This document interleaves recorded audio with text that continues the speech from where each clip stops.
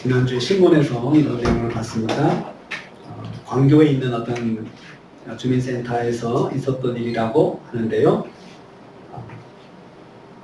모자를 눌러쓰고 선글라스를 낀 중년 여성이 행복복지센터로 들어왔습니다. 그리고 민원대기에 종이봉투를 올려놓고 아무 말 없이 나가더라는 것입니다. 그 봉투에 담긴 것이 뭔가 해서 직원이 열어봤더니 그 봉투 안에는 고무줄로 꽁꽁 싸맨 5만 원권 뭉치와 그다음에 손편지가 있었다 합니다. 그 손편지의 내용은 이렇습니다. 안녕하세요. 저는 하나님을 믿는 사람이며 광교에 살고 있습니다. 생활비에서 아껴 여러 해 동안 적금을 들어 5천만 원을 만들었습니다. 코로나로 어려운 여러 가정에 조금이나마 도움이 되었으면 합니다. 감사합니다. 이렇게 하고 그분이 떠났다고 합니다. 직원들이 익명의 기부자를 찾아나섰지만 이미 떠난 뒤에 찾아낼 수가 없었답니다. 그분은 차도 타지 않고 그 다음에 모자를 눌러쓰고 선글라스를 썼기 때문에 얼굴도 알아볼 수도 없고 또 차량 조회도 할 수가 없었습니다. 기부자는 철저하게 자신을 밝히지 않으려고 계획하고 오신 것입니다.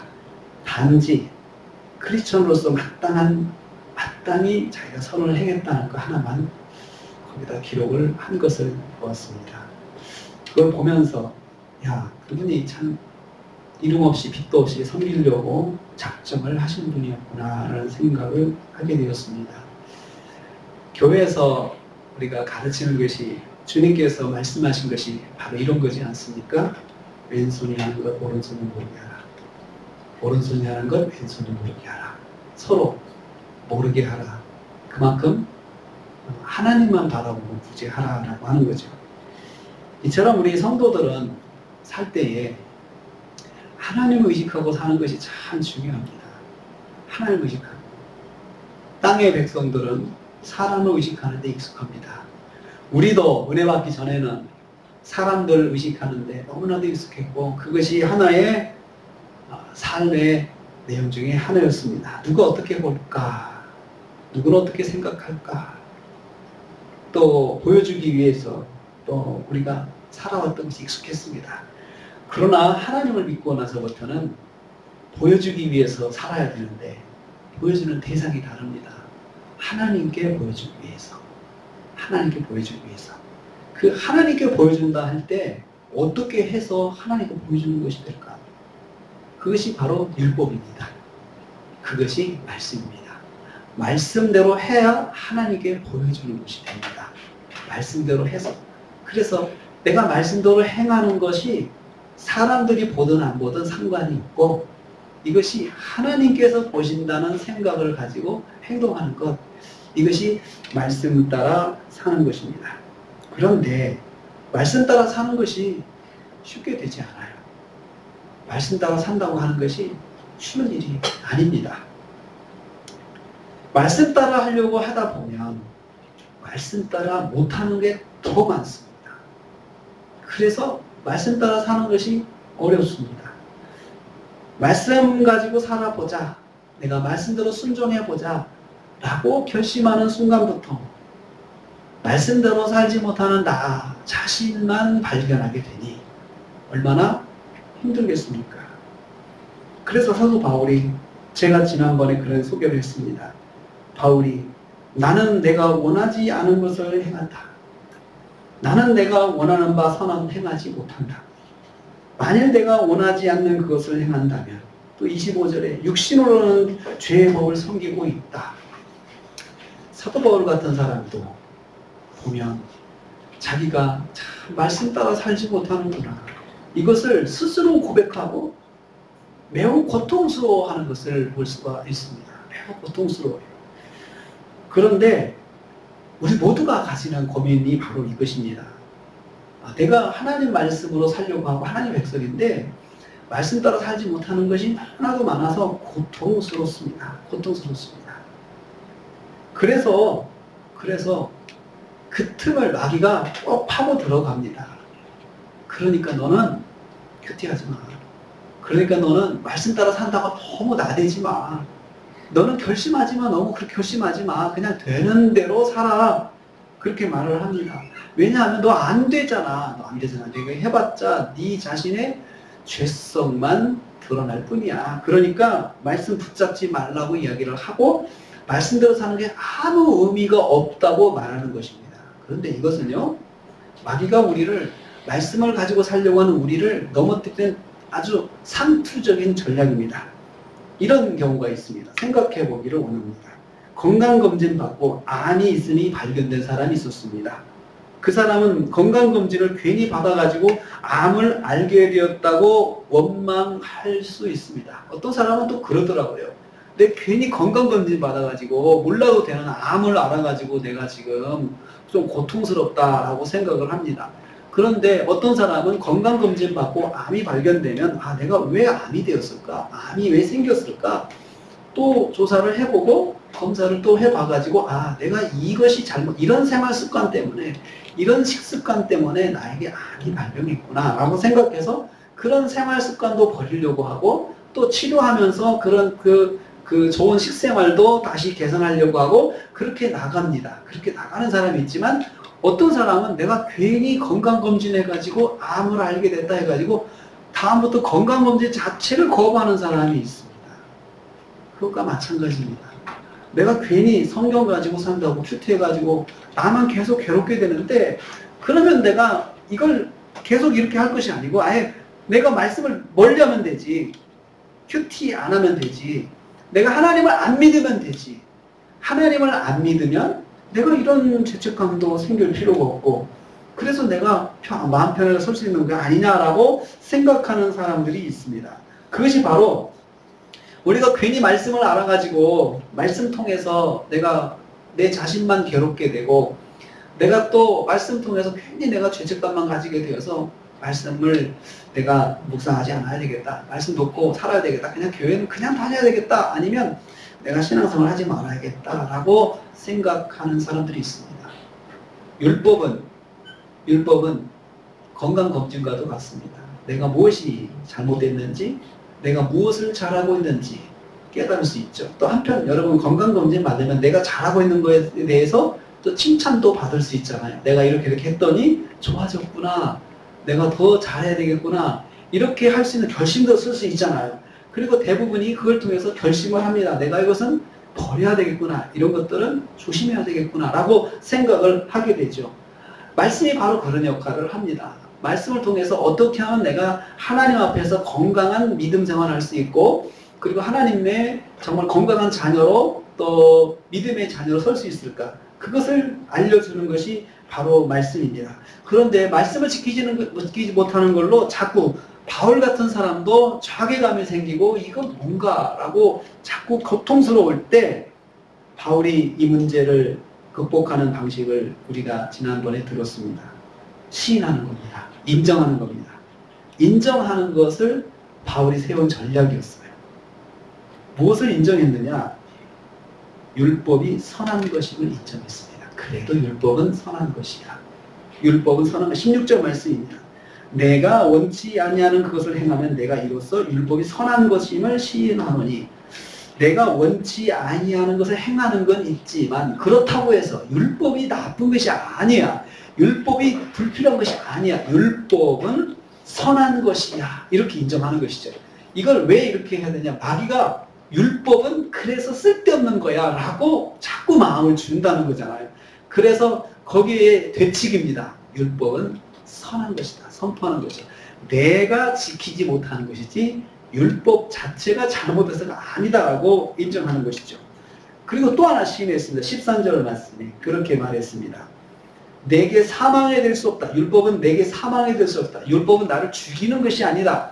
율법은 나를 살리는 것이지 나를 죽이는 것이 아니다. 원래 하나님 율법 주실 때는 나를 살리기 위해서 이렇게 해서 이렇게 말씀으로 살아서 하나님의 백성으로 살아라 라고 살리기 위해서 주신 것이지 나를 죽기 위해서 주신 것은 아니다. 율법을 몰랐으면 내가 사망에도 살지 못했다는 거죠. 아, 이렇게 살면 사망이 오는구나. 이렇게 살면 내가 영적 사망이 오는구나 라고 하는 것을 율법이 없었으면 알지 못했다는 거죠. 그런데 율법을 통해서 이렇게 살면 사망이 오고 내가 진짜 그것을 잘못해 보니까 내 사망이라고 하는 이런 거였구나, 이런 것이구나. 내게서 사망이라는 것은 하나님과의 단절이고 영적인 답답함이고 영적인 무지가 그게 사망이구나라는 것을 알게 되었습니다. 그래서 이것을 시인했습니다. 율법은 내게 사망이 되는 것이 아니고 나를 살리는 것이야. 나한테 사망이 무엇인지 알려주는 것이야 라고 인정하는 것입니다. 그것은 마귀가 우리한테 잘못된 생각을 집어넣어 줄 때 그 말씀적인 생각으로 그것을 되치는 것, 되받아치는 것과 같은 것입니다. 마귀는 자꾸 율법은 불필요한 것이다, 율법은 악한 것이다 라고 할 때 아니야, 율법은 선한 것이야, 내가 지키지 못했을 뿐이야. 또 마귀는 그렇게 말합니다. 율법은 너를 자꾸 사망으로 끌고 가는 것이야. 네가 자꾸 죄를 지면 죄의 싹은 사망이라 하지 않느냐라고 그렇게 끌고 가는 것이다 라고 이야기할 때 아니야, 율법은 사망이 될 수 없다, 이렇게 하는 거죠. 우리도 이와 비슷한 것으로 우리도 생활 속에 적용해 볼 수 있습니다. 나에게 그런 나쁜 생각이 올 때 이것을 받아쳐야 되잖아요. 아니다, 그것이 아니다 라고 선포하는 거죠. 선포하는 것이 없이 그냥 거기에 눌려 살면 계속해서 내가 거기에 끌려갈 수밖에 없는 것입니다. 율법을 지키지 못하는 것은 나 자신인데 율법 자체를 원망하게 만드는 것이 그것이 마귀의 전략입니다. 우리가 죄를 범하는데도 우리가 불구하고 우리 죄를 인정하지 않고 죄를 알게 한 그 율법 자체를 원망하게 만드는 것. 그러니까 요즘으로 말하면 프레임을 바꿔가지고 본질을 벗어나게 하는 것이 마귀의 전략입니다. 오늘 말씀에서는 마귀가 우리를 오도하는 또 다른 이 전략에 대해서 우리가 어떻게 대응할 것인가 말씀하고 있습니다. 범죄와 관련한 뉴스를 접하다가 가끔씩 등장하는 내용이 있습니다. 범인이 자신의 범죄를 인정하지만 맨정신으로 한 것이 아니다, 신신미약에서 범한 죄다, 그런 이야기를 자주 듣죠.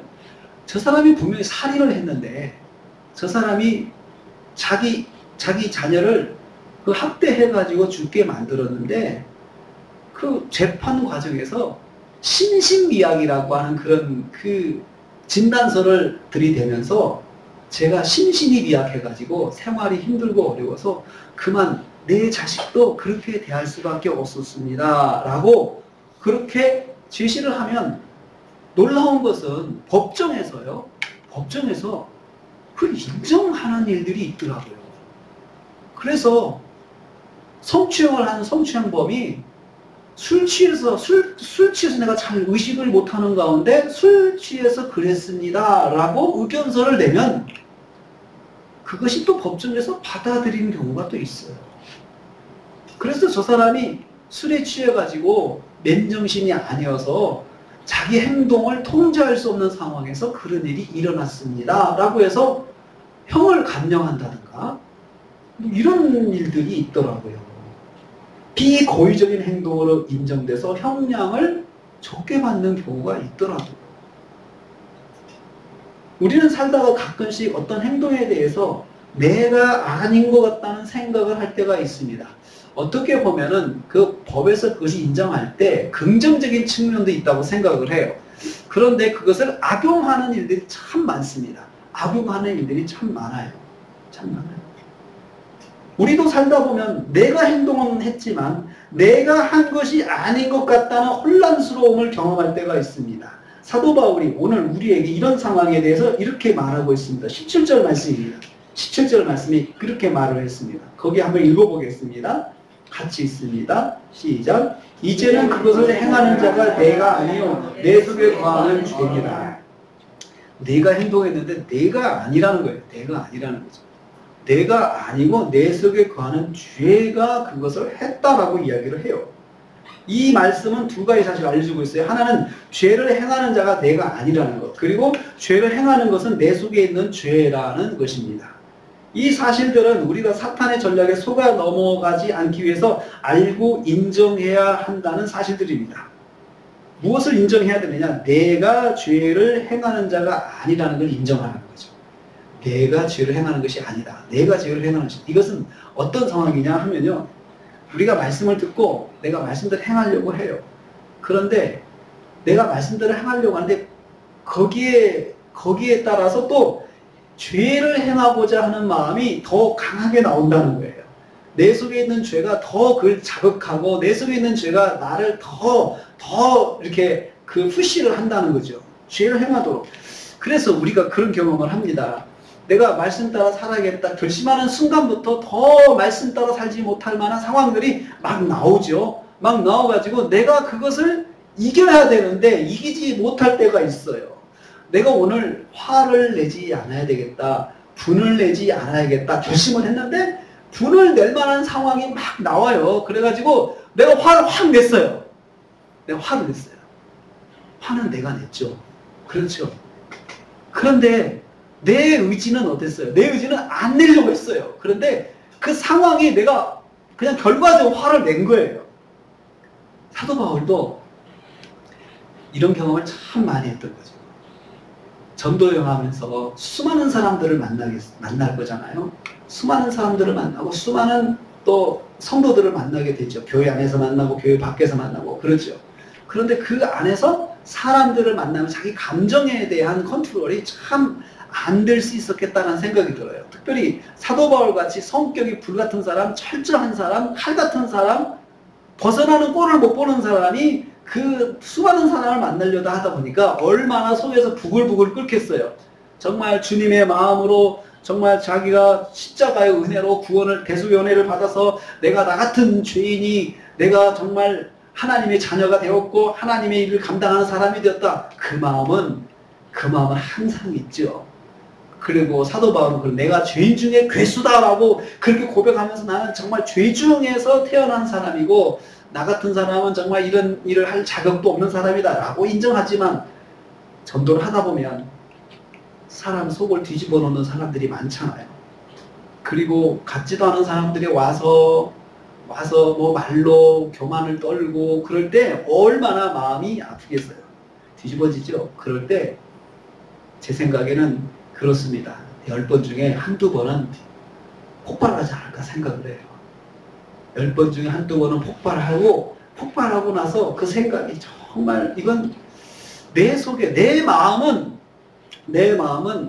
정말 하나님 말씀대로 율법대로 살기를 원하지만 내가 그러지 못할 때 이건 내가 아닌 것 같다. 이건 내가 아닌 거야. 내 속에 있는 죄가 나를 자극해서 내가 그렇게 될 수밖에 없도록 만드는 것이야 라고 생각을 했다는 거죠. 그렇다고 해서 자기 죄를 인정하지 않는 게 아니고 이건 뭔가 문제가 있는 거야. 내가 한 건 있지만 이건 뭐가 문제가 있어. 문제가 뭐지? 바울이 깨달았어요. 내 속에 아직도 죄가 있구나. 내 속 안에 아직도 내 안에 죄성을 가진 옛사람이 아직도 남아있구나 라고 생각을 한 거죠. 예수 그리스도의 보혈로 새 사람을 입어가지고 내가 이제 새로운 마음으로 살려고 하는 새 사람이 내 안에 있지만 한편 아직도 옛사람이 남아가지고 나를 계속해서 공격하고 나를 치고 나를 넘어뜨리고 하는 내 자신의 옛사람이 내가 있다는 거죠. 그 내가 아니라는 말이 그 말입니다. 성령으로 새롭게 거듭나서 말씀 안에 살려고 하는 내가 있지만 옛날에 나, 죄 가운데 거하던 나, 육신 가운데 살던 내가 아직도 남아있어서 나를 그렇게 넘어뜨렸구나 이렇게 생각한다는 거죠. 내가 책임이 없다는 것이 아니고 내가 한 건 인정하지만 내가 하고 싶은 것은 아니기 때문에 내가 책임이 아니다. 이건 내 옛사람의 책임이다. 결국 내 옛사람도 나지 않겠습니까? 내 옛사람의 책임이구나 라고 생각하는 거죠. 다른 외적인 요인 때문에 그런 일을 행하게 된 것이기 때문에 전적으로 내게 책임은 없다는 것입니다. 그러니까 왜 이 말을 하는지 잘 알아야 됩니다. 이 사람이 변명하고 이걸 넘어가기 위해서 하는 것이 아니고 그 옛사람의 그 나를 넘어지게 한 이 죄에 대해서 철저하게 바라봐야 된다는 거죠. 이 죄가 아직도 내 속에 있구나 라는 것을 직시해야 한다는 것입니다. 죄의 문제에서도 같은 일이 적용될 수가 있습니다. 죄를 지은 인간에게 죄의 책임을 물어야 합니다. 죄를 지은 인간의 책임을 져야 할 경우는 자신의 의지로 행한 것일 경우에 해당하는 것이라고 책임을 지웁니다. 그래서 신신비약이다라고 하는 것이 법정에서 인정되는 것이 그런 경우 같아요. 자기가 의지적으로 한 것이냐 아니면 비고의적으로 한 것이냐라는 것을 분별해내는 거죠. 비고의적이라 할 때는 약간의 그 사람의 책임에 대해서도 경감을 시켜주는 것이 법적인 의도 같아요. 그런데 이건 아주 선한 뜻이죠. 그렇지만 그것을 악용한다는 거죠. 악용한다는 거죠. 멀쩡한 사람이 갑자기 심신미약이라고 하는 진단서를 떼가지고 와가지고 그 사람이 법적으로 아주 쑥쑥 자기 책임을 빠져나가는데 악용하는 건 있지만 사도 바울이 말하려고 하는 것은 내가 원하는 건 있지만 어떤 때는 내가 원하는 대로 못할 때가 있는데 그때가 뭐냐? 내 속에 있는 죄가 나를 이겼다 하는 경우라는 거죠. 내 속에 있는 죄가. 그래서 우리는 항상 믿음 생활하면서 죄의 생각과 하나님의 생각, 세 사람의 내 생각이 계속 싸우고 있는 것이 이것이 신앙생활입니다. 그걸 영적 싸움이라고 하죠. 우리 신앙생활은 그런 영적 싸움이 항상 내 안에 있습니다. 내 안에 있습니다. 그래서 사도 바울은 조건문을 말합니다. 16절 말씀에 내가 만일 원하지 아니하는 그것을 행하였다면 이 조건문을 넣었어요. 내가 딱 행동했지만 내가 원하지는 않았어요. 내가 원하지는 않았는데 그것이 결과적으로는 행동으로 나왔어요. 이럴 때 죄를 행하기를 원치 아니하는 내가 죄를 지었을 경우에 나는 죄를 행하는 자가 아니고 내 속에 내가 아닌 다른 의지가 있다는 것을 바라보라는 거죠. 그 의지는 죄의 실체인 사단입니다. 사단이 계속 내 속에서 나를 자꾸 자극을 하는 거죠. 그래, 너는 화를 내도 돼. 이런 경우는 정말 너무나도 당연한 거야 라고 나를 계속해서 자극하는 거죠. 사단이 움직이고 있는 것은 내 죄의 본성입니다. 사단의 영향 아래 있는 죄의 본성이 내 의지를 꺾고 내가 죄를 범하도록 한 것입니다. 율법은 행하라고 주어진 것입니다. 행할 책임을 가지고 율법을 대하는 게 우리 마음속에 있습니다. 성령님 우리 안에서 하나님의 말씀 율법을 순종하는 삶을 살도록 우리를 인도하십니다. 그러나 한편 우리 안에는 하나님의 말씀이 율법을 행하지 않도록 못하도록 자극하는 심령이 있습니다. 그것이 바로 죄의 본성입니다. 여러 가지 이유를 가지고 율법을 범할 수 없다고 절망하게 됩니다. 그리고 또 그래서 하나님의 말씀이 율법을 순종하자는 마음을 가지지 못하게 합니다. 율법의 부당성을 생각하게 해서 처음부터 율법에 순종하고자 하는 마음을 가지지 못하게 합니다. 그게 죄의 본성입니다. 우리는 항상 기억해야 돼요. 우리 안에 죄의 본성이 있다는 것을. 신앙생활하면서 그 사실을 잊으면 안 됩니다. 그 죄의 본성이 항상 나를 자극하고 있다는 거죠. 내가 아무리 기도를 많이 하고 내가 아무리 성경을 많이 읽고 성경을 암송하고 그리고 나 기도 생활을 많이 한다 하더라도 그것 자체가 그 사람이 선을 말하는 것이 아니에요. 절대로 선하지 않다는 걸 알아야 돼요. 기도 많이 하는 사람이 선한 사람이 아니에요. 오히려 그 사람에게 더 많은 죄의 자극이 속에 있다는 것이에요. 넘어뜨리기 위해서 죄의 본성이 더 자극하는 거죠. 한번 생각해 보세요. 경험적으로 한번 해보세요. 큐티하지 말고 말씀 생각하지 말고 그냥 살아보세요. 자극이구나. 죄의 자극이 옵니까? 안 옵니다. 내 마음과 내 생각을 할 때는 죄의 자극이 오지 않습니다. 왜 그럴까요? 그 자체가 죄니까 자극할 필요가 없습니다. 그런데 내가 한번 마음을 가다듬고 말씀대로 살아야겠다. 내가 오늘 하루 이 말씀을 순종해야겠다 하는 마음 먹어보세요. 죄의 자극이 오나 안 오나 보세요. 옵니다. 자극이 꼭 옵니다. 그래서 우리는 내가 은혜 받았을 때 그 다음 순간을 조심해야 돼요. 은혜 받았을 때 내가 정말 말씀 통해서 은혜 받고 성령이 충만해서 콧물 다 흘리고 눈물을 흘리면서 기도하고 아멘 할렐루야 감사한 다음 그 순간을 조심해야 돼요. 그 다음 순간 조심해야 돼요. 순간 넘어져요. 순간. 장면 하나에 넘어질 수 있고 목소리 하나에도 넘어질 수가 있고 그리고 누구와의 대면한 것 자체만으로 넘어질 수가 있어요. 순간 넘어져요. 그래서 그 다음 순간에 은혜 받은 순간에 그 다음 어떻게 행동할 것이냐 그 다음에는 한 박자 쉬고라는 복창을 해야 돼요. 한 박자 쉬고 한 박자 쉬고 그러면 그거 넘어가면 절대 넘어가지 않습니다. 넘어지지 않습니다. 내가 은혜 받고 아멘 했는데 그냥 순간 전화 한 통화 왔는데 문자가 왔는데 팍! 내 속이 확 뒤집어지는 문장이 있어요. 그럴 때 한 박자 쉬고 그러면 그냥 별거 아니에요. 할 수 있는 것들이죠.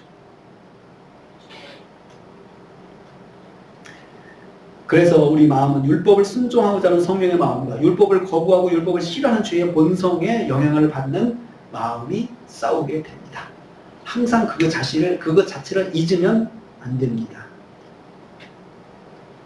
구원받은 하나님의 자녀가 율법을 다 지키지 못할 것을 하나님은 다 아셨습니다. 이미 아셨습니다.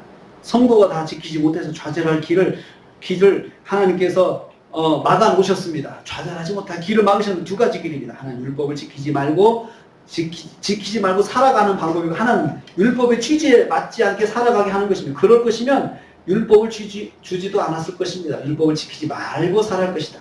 또 율법은 그냥 하면 하고 말면 말고 할 것 같으면 주지 않았을 것입니다. 율법을 다 지키지 못했을 때 오는 대가를 치를 수 있는 길을 열어놓으셨습니다. 그게 바로 구약시대는 제사를 통해서 하나님께 나와서 회개하고 다시 깨끗함을 얻게 만드셨습니다. 이 제사 제도를 왜 만드셨나? 하나님께서 아셨어요. 이미 알고 계셔요. 우리가 이걸 다 지키지 못하고 해서 알고 계시지만 그것을 하려고 노력할 때 하나님과 가까워지는 것입니다. 이 때문에 율법을 주신 것이에요.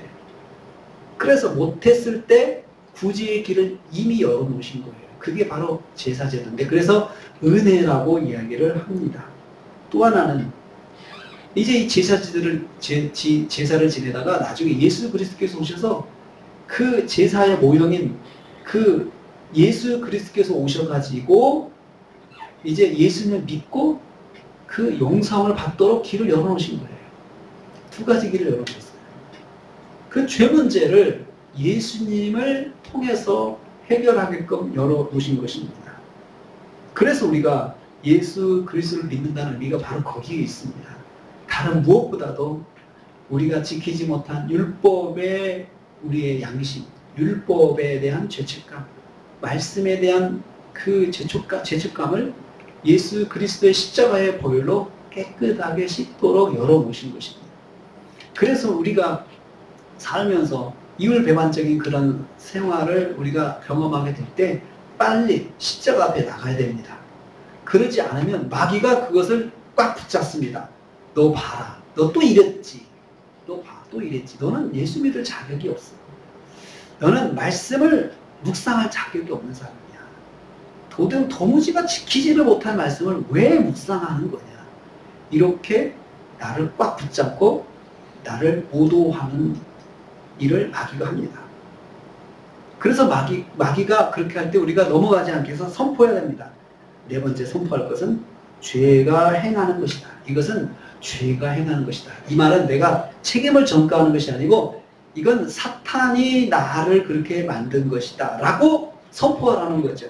그렇게 되면 어떻게 됐습니까? 내가 아니고 죄가 행한 것이니까 이 죄를 가지고 빨리 하나님께 가지고 나가야 돼. 죄가 사람 속에 있다는 것은 무엇을 말합니까? 사람 안에 여전히 죄의 성품이 남아있다는 것입니다. 죄가 완전히 사람으로부터 떨어져 나가지 않는다는 것입니다. 사람 속에 거하면서 그 사람에게 틈틈이 영향을 주는 것이 바로 죄입니다. 죄는 우리한테 틈만 나면 영향을 줍니다. 시시때때로 죄된 생각을 하도록 자극하는 것이 바로 죄입니다. 심지어 율법을 가지고 사는 성도에게도 죄는 영향력을 발휘합니다. 성도에게도 이러한 죄가 여전히 행하고 있음을 우리는 알아야 됩니다. 그래서 절대로 착각하면 안 됩니다. 세상에 행위로 거룩한 사람은 한 사람도 없습니다.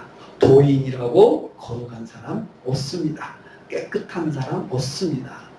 단 우리가 깨끗함을 얻고 사는 거죠. 깨끗함을 얻고 사는, 예수 믿는 사람들은 다 깨끗함을 얻고 산다고 하지 내가 깨끗하다고 말하지는 않습니다. 죄가 우리 안에서 영향력을 발휘하려고 틈틈이 우리를 노리고 있습니다. 죄가 우리 안에 행하는 데는 이유가 있습니다. 18절 말씀 보세요. 18절 말씀에 우리 안에 죄가 행할 때 이유가 있는데 나를 죄인으로 만들어 놓을 때 이렇게 합니다. 18절 읽습니다. 시작. 내 속 곧 내 육신에 선한 것이 거하지 아니하는 줄 아노니 원함은 내게 있으나 선을 행하는 것이 없노라.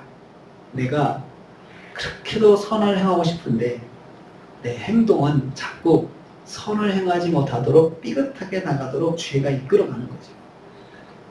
이것은 다른 말로 하면 내가 단지 원하는 마음으로만 살 때 행동하려는 것은 없고 내가 단지 그냥 그렇게 살아야지 여기서만 끝날 때 죄가 행동하기 참 좋습니다.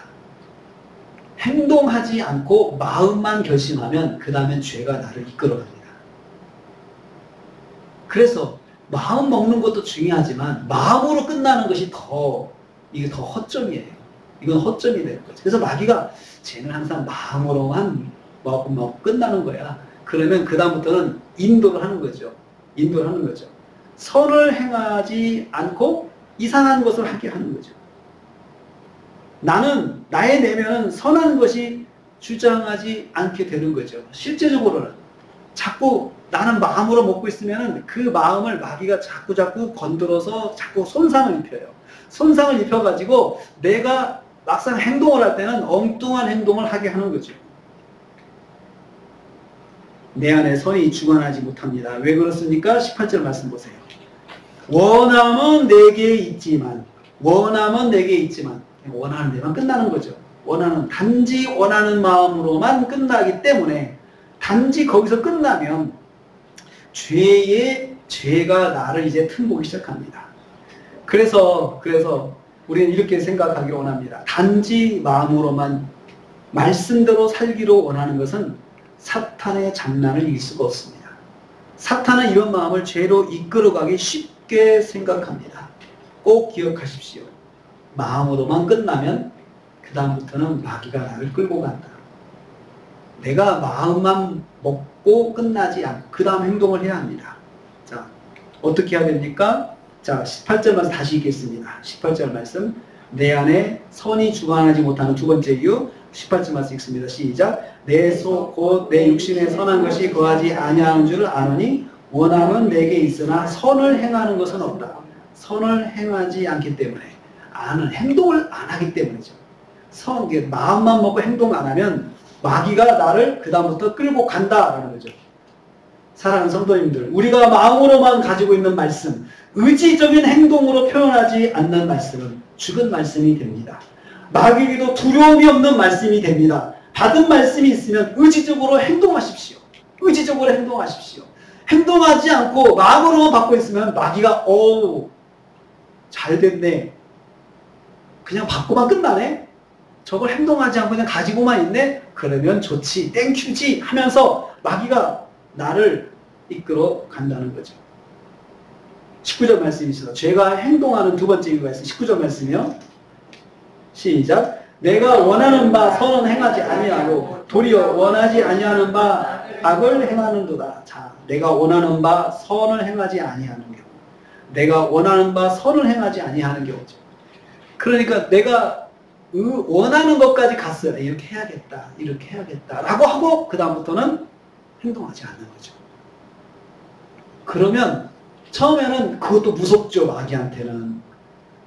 제가 말씀을 봤어. 말씀을 결심을 했어.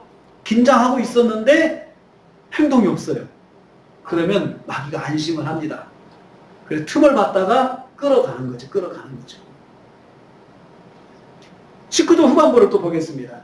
도리어 원하지 않은 바 아니하는 바 악을 행한다. 자, 결심을 했는데요. 시간이 지나다 보니까 엉뚱하게 저 사람이 결심한 바하고 다르게 행동을 하는 거예요.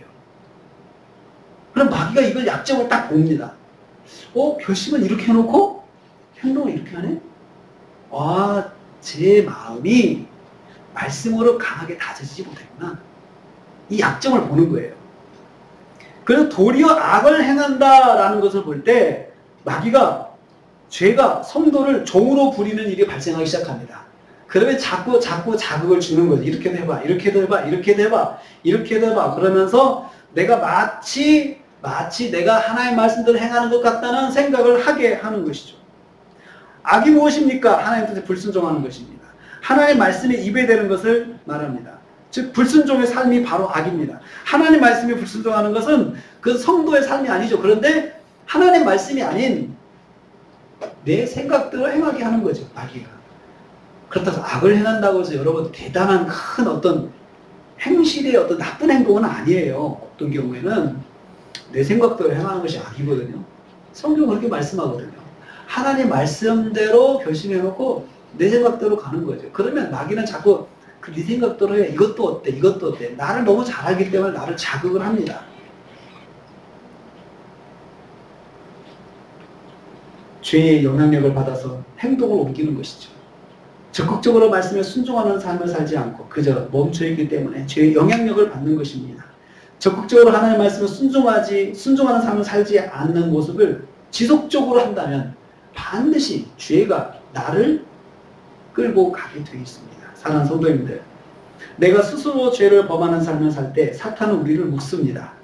계속해서 불순종하는 삶을 살도록 부채질하고 자극합니다. 하나씩 유도해서 죄를 행하게 합니다. 내가 왜 죄 가운데 거하게 되느냐? 내가 순종하지 않고 결단만 하고 행동을 안 하고 그냥 미적미적 가만히 있으면 마귀가 나를 어느 순간부터 내 생각으로 행동하도록 이끌어 갑니다. 그래서 내가 선을 결심했는데 행동은 악을 행동하게 되는 것이죠. 은혜 받고 믿음 생활을 시작한 성도가 이런 죄된 삶이 이어질 때 우리는 생각하게 됩니다. 이건 내가 아니다. 생각하죠. 이건 내가 아니다. 나는 원래 이렇게 살려고 하지 않았다. 나는 하나님 말씀대로 살려고 했다라고 이야기를 하죠. 불순종 후 뒤늦게 깨닫게 됩니다. 이럴 때는 이럴 생각은 아니었는데 내가 어쩌다 이런 죄를 범하였을까 생각하게 됩니다.